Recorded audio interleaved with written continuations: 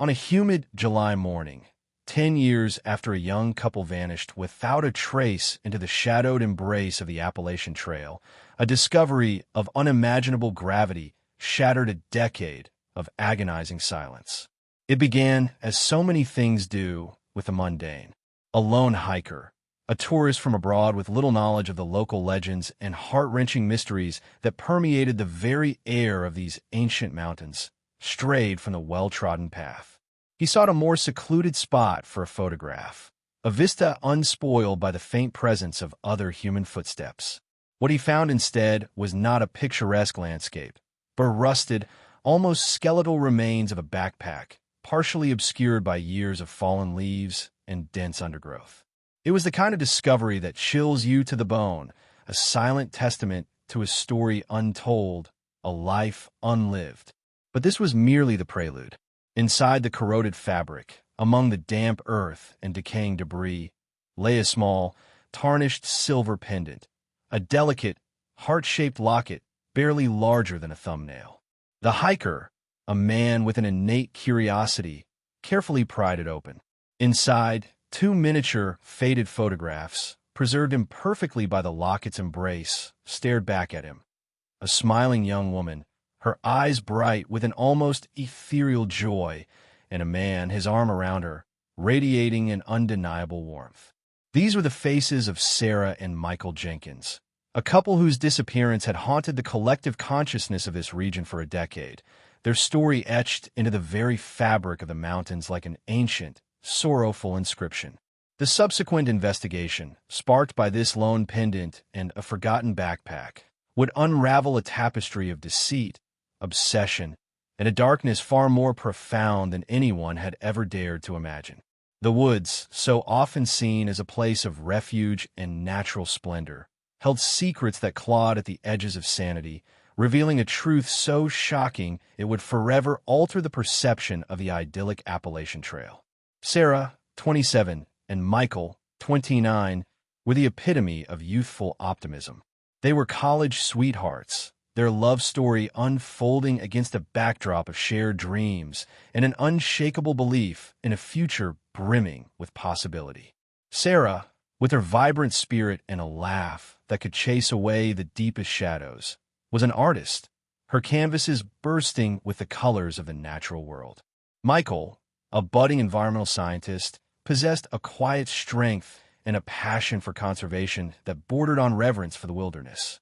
Their dream, meticulously planned and lovingly saved for, was a hiking pilgrimage along a significant section of the Appalachian Trail, a journey to celebrate their 5th wedding anniversary, and, more profoundly, the impending arrival of their first child.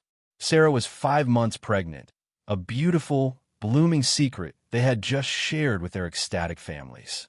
The trail, they believed, would be a final, unforgettable adventure before their lives transformed into the beautiful chaos of parenthood. They had prepared diligently, equipping themselves with top-of-the-line gear, poring over maps, and meticulously planning their route. Their itinerary was known to their families, with regular check-ins promised via a satellite phone, a crucial detail that would later become a source of agonizing hope and crushing despair. They embarked on their journey from a small access point in northern Georgia, their spirits soaring, their hearts full of an almost palpable anticipation. The last contact was a satellite phone call to Sarah's mother, Carol, a week into their hike. Sarah's voice, though a little tired, had been bright, filled with anecdotes of breathtaking vistas and the simple joys of trail life. She mentioned a slight discomfort, a little more fatigue than usual, but dismissed it with a characteristic wave of optimism, attributing it to the demands of the trail and her pregnancy. "We're almost to the next resupply point," she had assured her mother. "Then we'll rest up and be back on track." Those are the last words Carol ever heard from her daughter. The silence that followed, initially dismissed as a temporary loss of signal or a simple oversight, soon deepened into a suffocating dread. Days turned into a week into 2, and the promised check-ins never came. The satellite phone remained eerily silent, its programmed signal never pinging the anxious families waiting at home.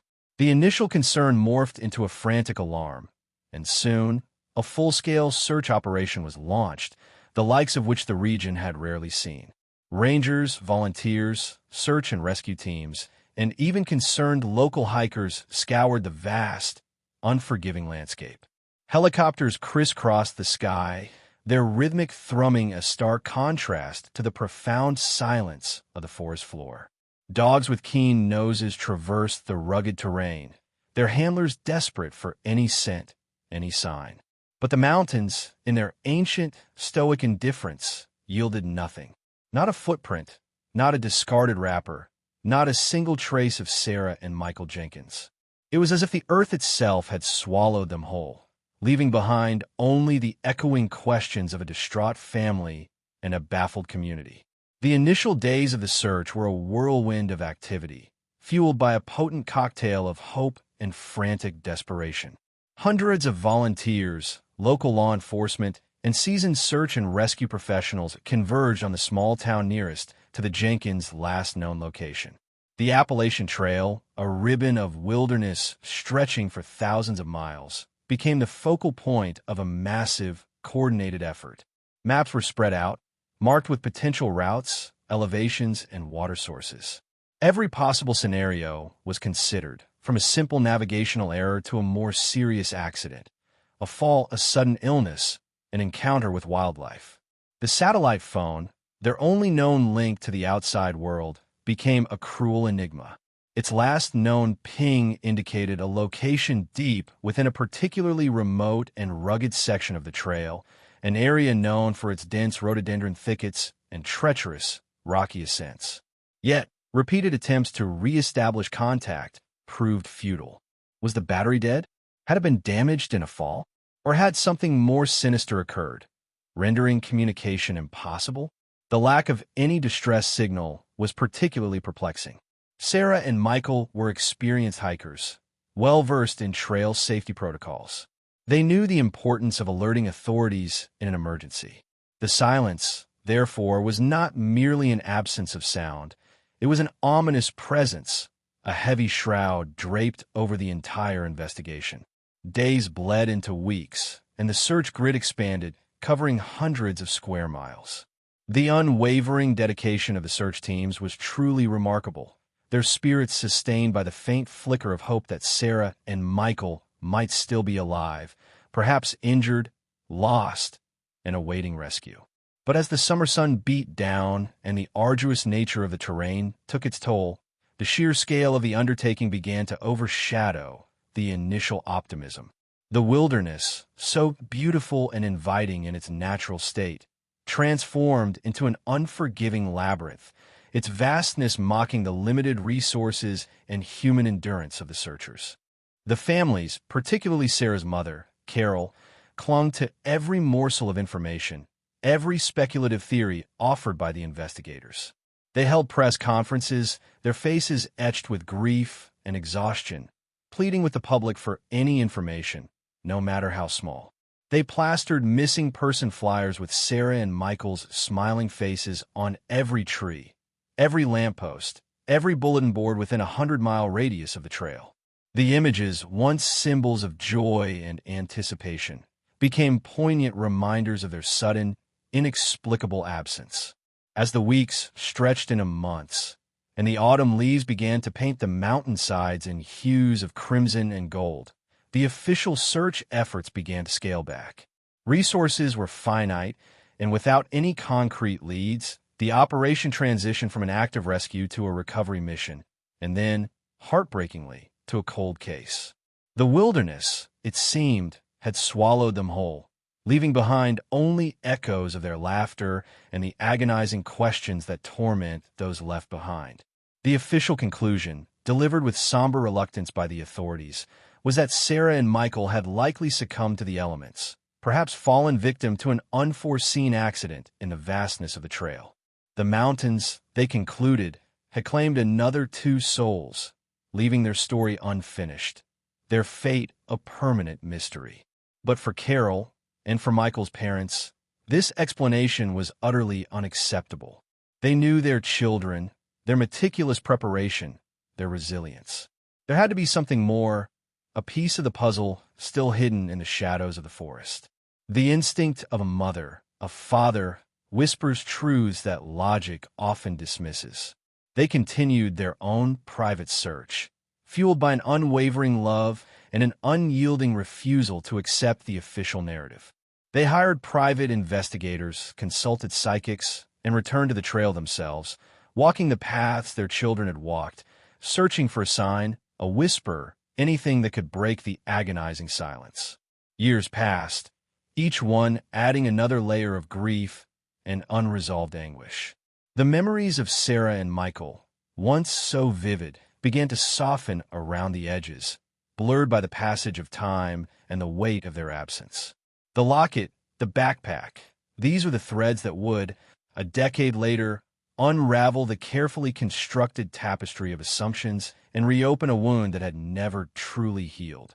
The initial report from the tourist was, understandably, met with a mix of cautious optimism and profound skepticism by the now aging investigators.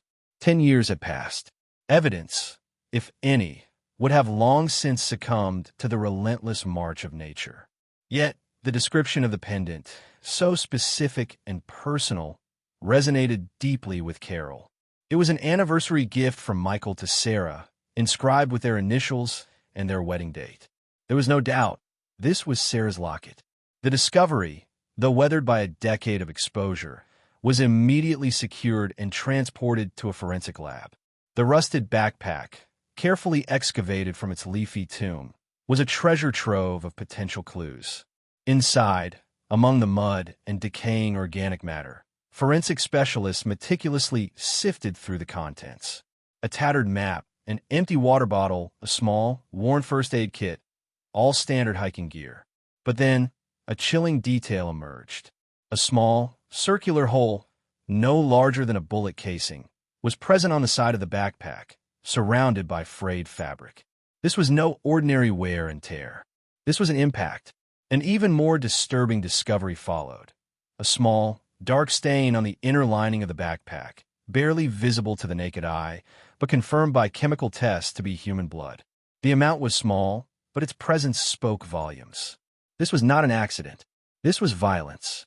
And as if to further underscore the sinister nature of the find, forensic examination of the surrounding area yielded a rusted, crudely fashioned arrowhead, buried just a few inches beneath where the backpack had rested.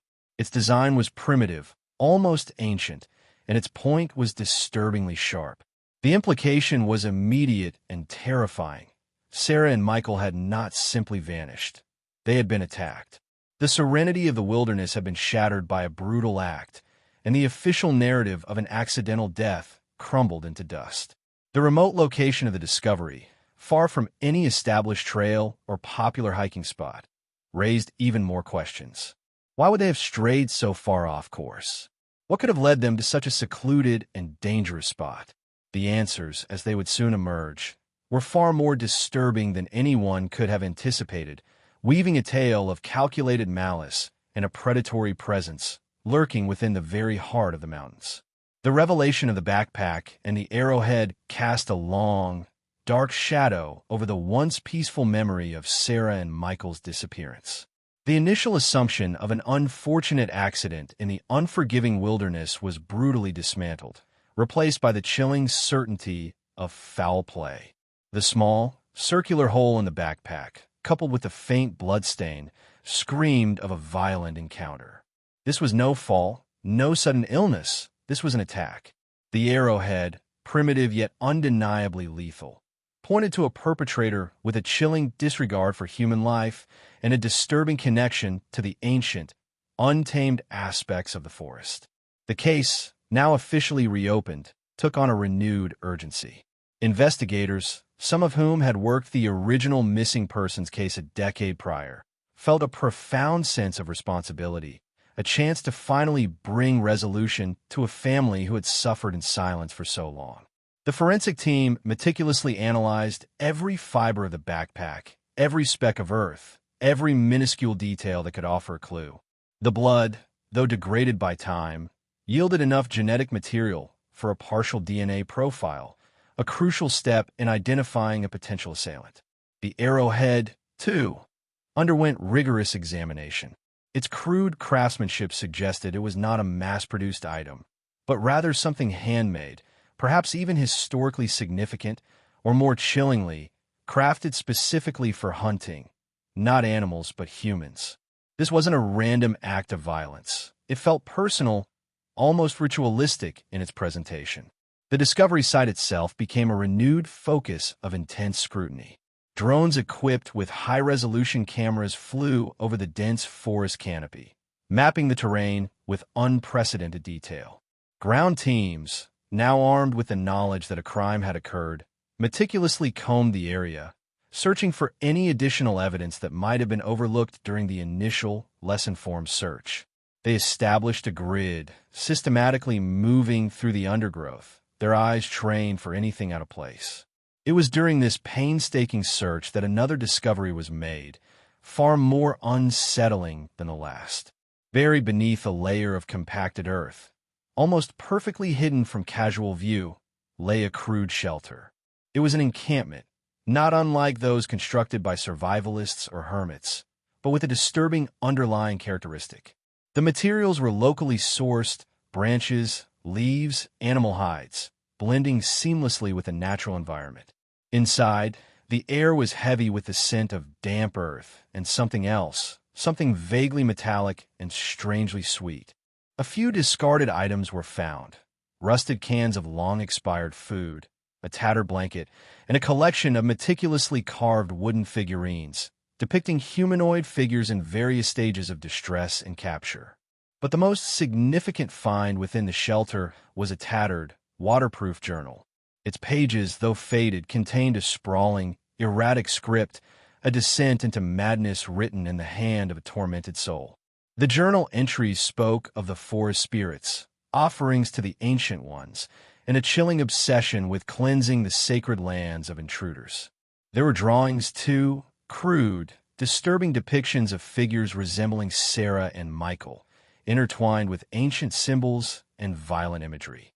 This was the lair of a madman, a predator who had found refuge and twisted purpose in the depths of the wilderness. The DNA profile from the backpack bloodstain was a breakthrough.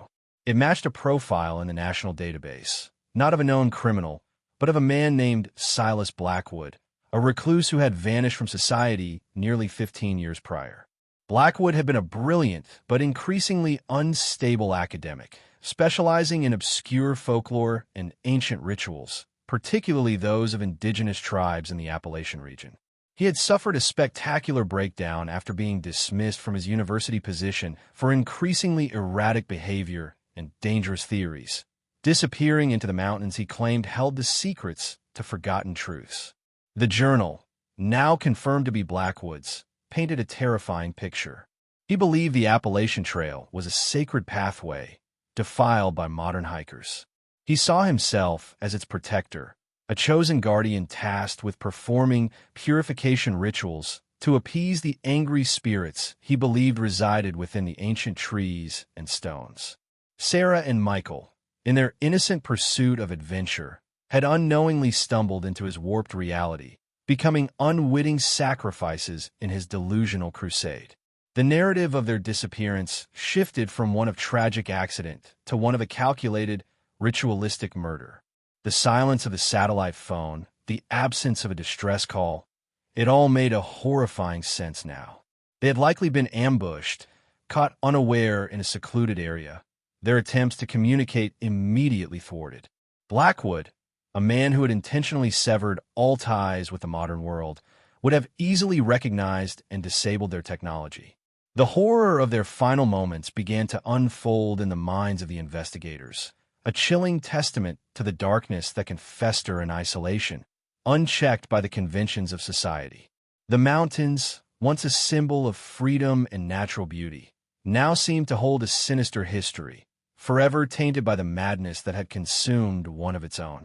As the journal entries of Silas Blackwood were painstakingly deciphered, a truly horrifying narrative began to emerge, far more elaborate and disturbing than the investigators could have initially imagined. The entries weren't just the rambling of a madman. They were a meticulously documented account of his delusional worldview and, more chillingly, a detailed record of his predatory actions. He saw the mountains as a sentient entity, a deity he was bound to serve, and those who trod upon its sacred skin, without reverence, were deemed sacrifices, their presence an affront to its ancient power.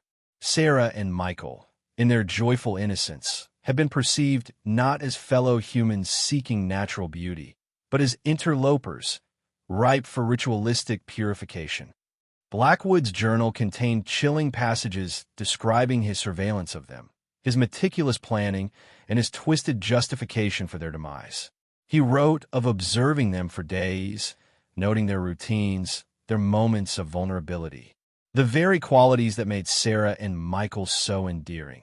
Their openness, their mutual affection, Sarah's visible pregnancy, were twisted into omens and symbols within Blackwood's deranged mind. Her pregnancy, in particular, was seen as a defilement, a propagation of unholy life on the sacred grounds. The method of attack, alluded to in cryptic verses and crude drawings, suggested an ambush. The arrowhead found near the backpack now made horrifying sense. Blackwood, skilled in primitive survival techniques, would have crafted and used it with chilling efficiency. The small, circular hole in the backpack was not a bullet wound, but the impact point of a projectile, likely a hunting arrow, designed to disable and incapacitate. He wrote of their confusion, their fear, and then their silence. He described their struggle not with remorse, but with a detached, almost scientific fascination, as if documenting a necessary procedure. The journal further revealed that Blackwood had not simply killed them and left their bodies to the elements. His rituals were far more extensive. The journal spoke of carrying them to a burial ground, a place deep within the forest where he believed the spirits of the mountains would accept their offerings. He described covering them with earth and stones, ensuring their return to the sacred soil. He mentioned taking tokens from his victims, items he believed held their essence and could be used to communicate with the mountain spirits. The silver pendant, found in the backpack, was likely such a token, either overlooked by Blackwood or left intentionally as a macabre signature. The search for this burial ground became the immediate priority. Armed with Blackwood's fragmented descriptions and the advanced mapping technology, investigators began to narrow down potential locations. The journal mentioned specific landmarks, ancient trees, and rock formations that, when cross-referenced with geological surveys and aerial photographs, began to form a terrifyingly coherent picture. It was a secluded valley, almost perfectly hidden from above by a dense canopy, accessible only through a narrow, treacherous gorge. The area was notorious among local hunters and experienced hikers as a place of eerie silence, almost unnerving in its isolation. When the search teams finally reached the location, the scene that awaited them was one of profound horror and immense sorrow. Hidden beneath a cairn of weathered stones, almost indistinguishable from the natural landscape, they found the remains of Sarah and Michael Jenkins. It was a grim tableau, confirming every chilling detail from Blackwood's journal. The remains were intertwined, a testament to their final moments spent together, a tragic embrace in the face of unimaginable terror. Among their personal effects, still partially preserved by the protective earth, was Sarah's wedding ring, Michael's worn leather wallet, and a small, handmade baby rattle, a poignant reminder of the life that was never to be. The discovery brought a tidal wave of grief and relief to Carol and Michael's parents. The uncertainty, the decade of unanswered questions, had finally been shattered, replaced by a brutal, undeniable truth. But with resolution came the crushing weight of their loss, the raw pain of knowing their children had met such a horrific end, not through accident, but through the deliberate, twisted actions of another human being. The remains were carefully exhumed and transported for further forensic analysis. The examination confirmed the cause of death consistent with Blackwood's journal entries: multiple trauma sustained from primitive weapons. The small, fragile bones of an unborn child were also identified, a heartbreaking confirmation of the complete devastation wrought by Blackwood's madness. The hunt for Silas Blackwood intensified, transforming from a search for a missing hermit into a full-scale manhunt for a dangerous, deluded killer. The journal provided not just a confession, but a psychological profile, offering clues to his patterns, his preferred territories, and his desperate need to evade capture to continue his sacred mission. The image of Blackwood, once a brilliant academic, now a wilderness-dwelling murderer, was a stark reminder of the fragile line between genius and madness, and the terrifying potential for darkness to consume the human soul when left unchecked in the vast, indifferent expanse of the wild. The full weight of the truth settled heavily upon the small community, a chilling reminder of the darkness that can lurk beneath the surface of seemingly serene landscapes. The story of Sarah and Michael Jenkins, once a tragic tale of disappearance, was now a horrifying account of premeditated murder, orchestrated by a man utterly consumed by his own delusional reality. The identity of Silas Blackwood, a ghost from the past for those who remembered his academic downfall, now became a terrifying figure in the present. His profound isolation had allowed his twisted ideology to fester, transforming him into a self-appointed executioner for the very mountains he claimed to love. The manhunt that followed the discovery of the burial site was unprecedented in its scale and intensity. Law enforcement agencies from multiple states converged on the vast expanse of the Appalachian Trail, utilizing every available resource.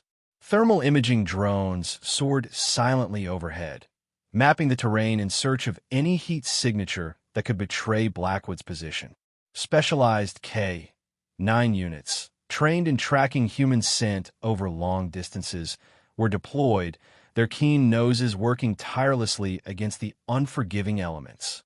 Local trackers, intimately familiar with every hidden crevice and remote path of the mountains, joined the search, offering their invaluable expertise.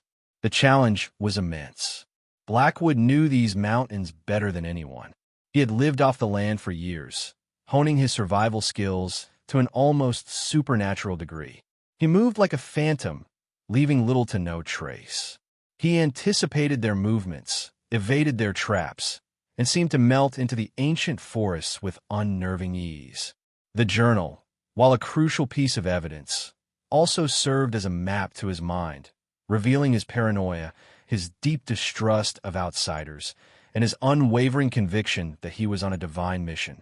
This was not merely a fugitive chase.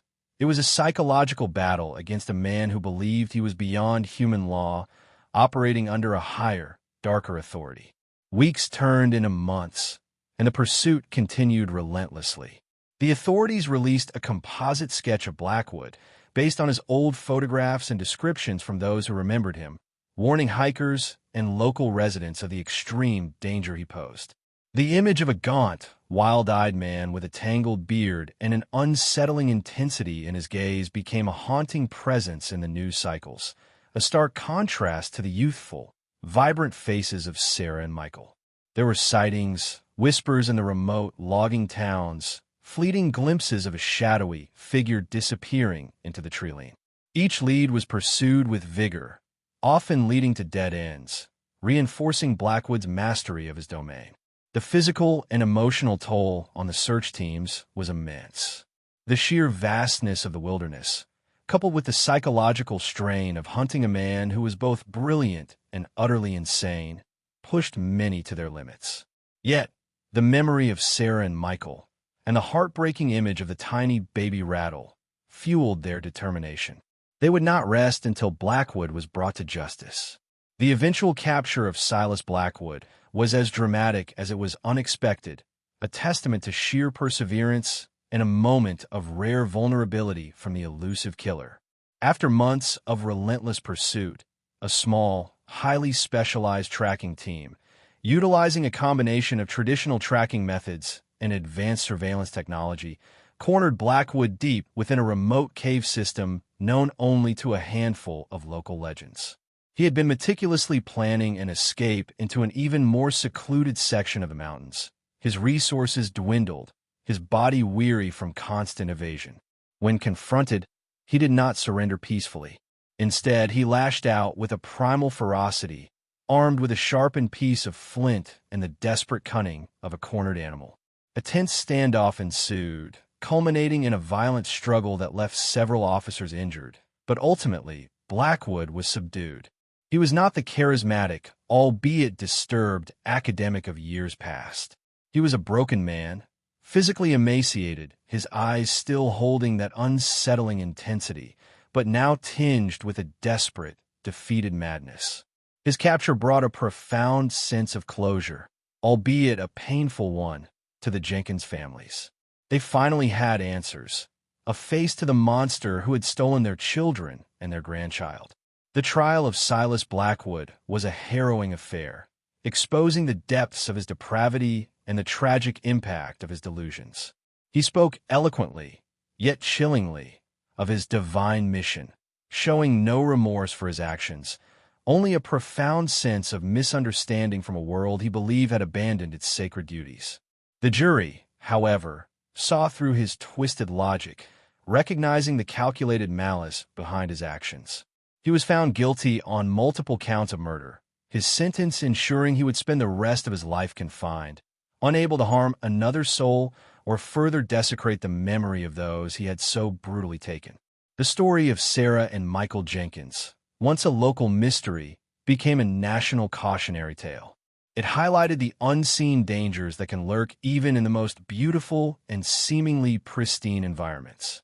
It spoke of the resilience of families in the face of unimaginable loss, and the unwavering dedication of those who seek justice. The Appalachian Trail, while still a place of wonder and escape for millions, now carried a heavier weight for many, a somber reminder that even in nature's embrace, the darkest aspects of humanity can sometimes lie in wait. The image of that tarnished silver pendant, unearthed by chance, would forever symbolize the fragile thread between life and death, and the enduring power of truth to finally emerge from the deepest shadows. The capture and subsequent conviction of Silas Blackwood brought a fragile sense of peace to the Jenkins families, though the wounds inflicted by their loss would forever remain. The trial, with its chilling revelations from Blackwood's journal and his unrepentant testimony, provided a brutal clarity to the decade of agonizing uncertainty.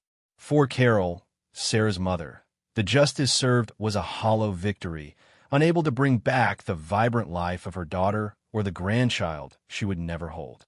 Yet, there was a profound weight lifted, the torment of the unknown replaced by the undeniable, albeit horrific, truth. The mountains, once a symbol of adventure and natural splendor for countless hikers, now bore a more complex narrative. For some, there remained a sanctuary, a place of spiritual renewal.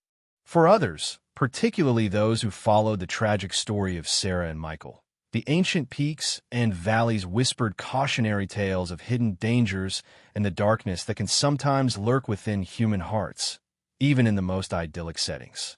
The case of the vanished couple on the Appalachian Trail became a somber legend, etched into the collective memory of the region, a stark reminder that wilderness, in all its majestic beauty, can also conceal untold horrors. The investigation itself, from the initial baffling disappearance to the extraordinary efforts to piece together a decade-old mystery, became a testament to the perseverance of law enforcement and the enduring power of forensic science. The discovery of a small, rusted backpack, a tarnished pendant, and a crudely fashioned arrowhead, initially dismissed by some as insignificant details, ultimately became the cornerstones upon which the entire truth was rebuilt. It underscored the fact that even the smallest piece of evidence, given enough time and meticulous analysis, can unravel the most convoluted of deceptions. The meticulous work of the forensic teams, extracting DNA from a decade-old bloodstain and deciphering the ramblings of a madman, showcased the remarkable advancements in investigative techniques. These were the unsung heroes who meticulously peeled back the layers of time and decay, allowing the voices of the victims to finally be heard. The impact of the case extended beyond the immediate families and investigators. It prompted discussions about safety protocols on remote trails, the psychological profiles of individuals who retreat into extreme isolation, and the responsibilities of communities to identify and address mental health crises before they spiral into tragedy.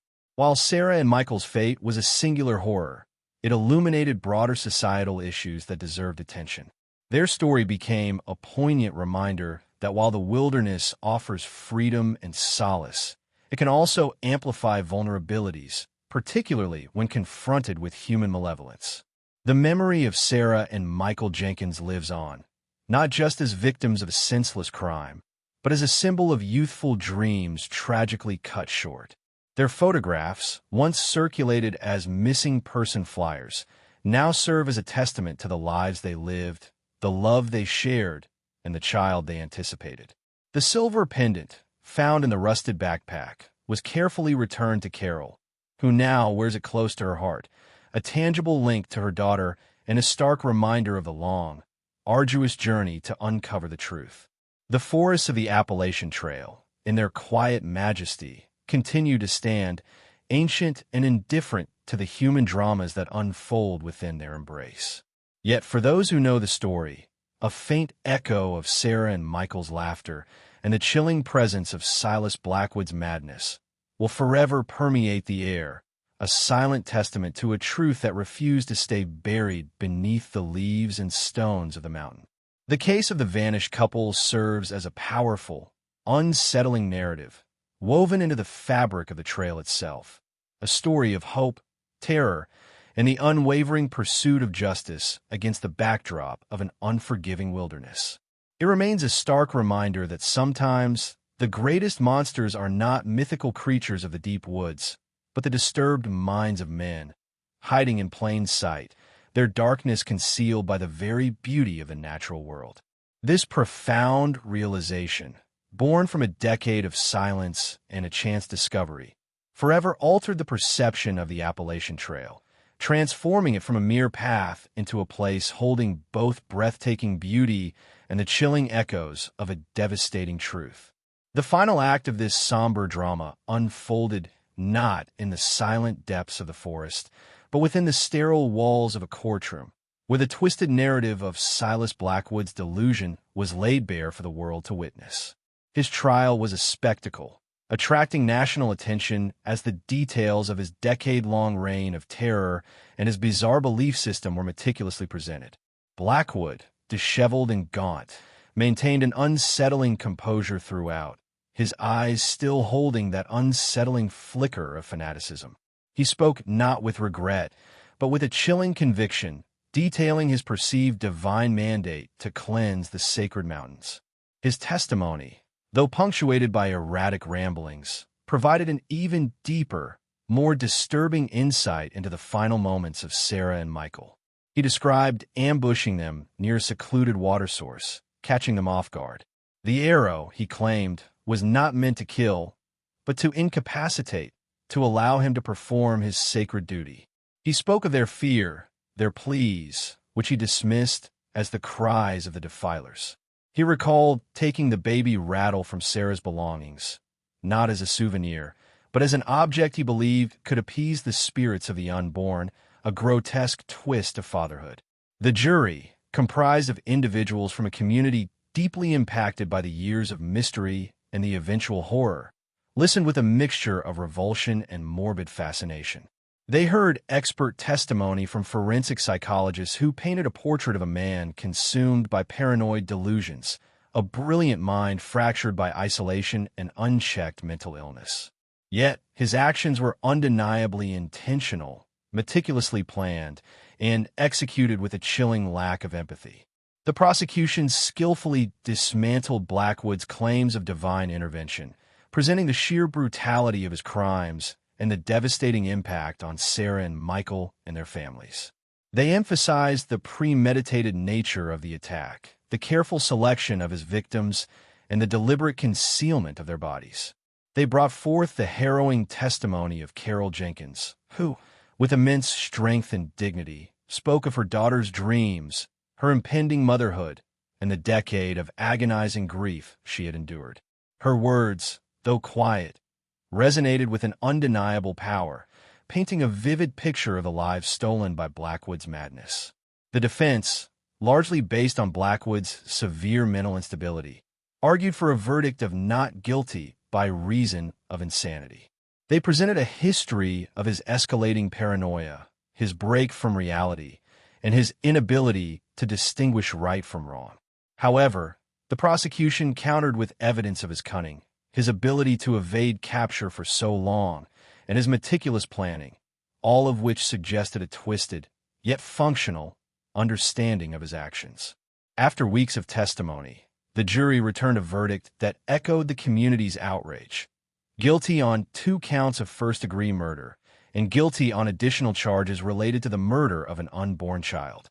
The swiftness and certainty of the verdict brought a wave of relief to the courtroom, a collective exhale of tension that had gripped the region for so long. Silas Blackwood was sentenced to life imprisonment without parole, ensuring that he would spend his remaining days behind bars, his predatory presence forever removed from the mountains he had so tragically defiled. The legal proceedings finally closed the chapter on the active investigation, but the reverberations of the case continued to ripple through the Appalachian communities. Hikers, once blissfully unaware of the potential for human evil amidst natural beauty, now approached the trail with a heightened sense of caution. Park rangers and local law enforcement implemented new protocols for missing person cases in wilderness areas, drawing lessons from the decade-long struggle to uncover the truth about Sarah and Michael. The media coverage of the trial and its aftermath served as a powerful, if grim, public service announcement, reminding individuals of the importance of vigilance, even in seemingly peaceful environments. The story also sparked renewed conversations about mental health resources in rural areas and the societal responsibility to identify and intervene when individuals spiral into dangerous delusion. For Carol Jenkins and Michael's parents, the conviction offered a bittersweet form of closure. While justice had been served, the gaping void left by their children's absence could never truly be filled. They dedicated themselves to honoring Sarah and Michael's memory, establishing a foundation in their names that promoted trail safety and supported mental health initiatives. The foundation's logo, a stylized silver pendant entwined with a mountain silhouette, served as a constant reminder of the lives lost and the lessons learned. The Appalachian Trail, in its timeless majesty, continues to draw adventurers and solace seekers from around the globe. But for those who know the full, harrowing tale of Sarah and Michael Jenkins, the rustling leaves and the whispering winds carry a deeper, more somber meaning. The mountains, once a symbol of wild freedom, now also bear the indelible imprint of a profound tragedy, a chilling reminder of the fragile line between paradise and peril, and the enduring quest for truth in the face of unspeakable darkness.